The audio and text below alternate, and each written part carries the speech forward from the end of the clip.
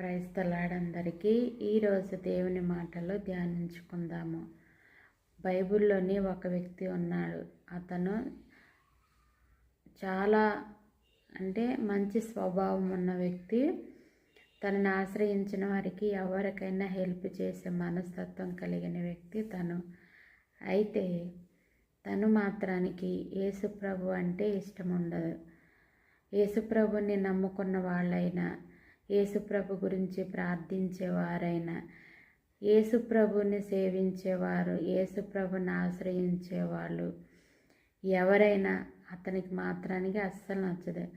వాళ్ళని ఇంటింటికి వెళ్ళి చంపి వాళ్ళని అక్కడ లేకుండా చేయడానికి అంత క్రూరత్వమైన మనసు కలిగిన వ్యక్తి ఉన్నాడు. అయితే దేవుడు ఆకాశము నుంచి చూశాడు. అతని హృదయము కఠినపరుచుకొని దేవుని నమ్ముకున్న బిడ్డల పట్ల క్రూరత్వం కలిగి జాలి లేక ఉండడని అతని హృదయ కాఠిన్యాన్ని తొలగించి తన యొక్క మనోనేత్రాలు తెరిచి ఆ దేవుని యొక్క రూపాన్ని, ఆ దేవుని యొక్క సంకల్పాన్ని తనలో ఉంచాలని నిర్ణయించుకున్నాడు మన దేవుడు. ఎలా చేయాలి, ఈయన యొక్క మనోనేత్రాలు ఎలా తెరవాలి, ఈయన్ని నా వైపు నేను ఎలా నడిపించుకోవాలి అని ఆలోచనలో ఉన్నప్పుడు దారి మధ్యలోనే ఒక గ్రామం నుంచి ఇంకో గ్రామానికి వెళ్తున్న దారి మధ్యలోనే దేవుడు అతన్ని దర్శించాడు. దర్శించినప్పుడు ఒక వెలుగుమయ రూపంగా ఉన్న వెలుగు అతన్ని దర్శించిన వెంటనే అతని కన్నులు మూయబడిపోయినాయి. అపోస్తుల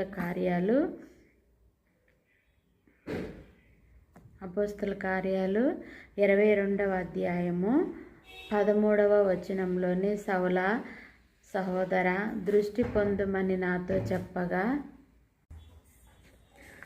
ఆ వెలుగుని చూడగానే తనలోని ఒక చీకటి అనేది బయటికి వెళ్ళిపోయి వెంటనే తన కన్నులు మూయబడినాయి. తన యొక్క మనోనేత్రాలని దేవుడు తెరవాలనుకున్నాడు.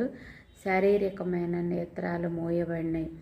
ఎమ్మటే ఒక భక్తుడి దగ్గరికి తీసుకెళ్ళి జరిగిందంతా తన పక్కనున్న వారికి చెప్పిన వెంటనే అప్పుడు ఆ వ్యక్తి చెప్తాడు ఏంటంటే, సౌల, అతని పేరు సౌల సహోదర దృష్టి పొందుమని నాతో చెప్పగా ఆ గడియలోనే నేను దృష్టి పొంది అతన్ని చూచి తిని. అప్పుడు అతడు తన పితరులు దేవుడు తన చిత్తమును